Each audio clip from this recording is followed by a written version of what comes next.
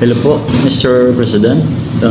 Balita ko po ay bumaba ng presyo ng bigas, lalo na sa Metro Manila. Kaso lang may mga nagko-complain na may kulay dilaw, may itim-itim, at saka may mga insekto.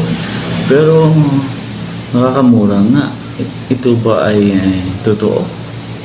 Kung ano yung pinambili nila, ganun din ang presyo.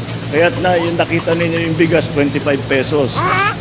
Palapit na tayo dun sa aking pangarap na mag 20 pesos. Bakit sa amin, Mr. President, dito sa aming probinsya at ang mahal? Umaabot ng 50 hanggang 64 ang presyo ng bigas. Hindi ko alam yan dahil ang kadiwa, pinagbibili natin, chinek ko nga eh.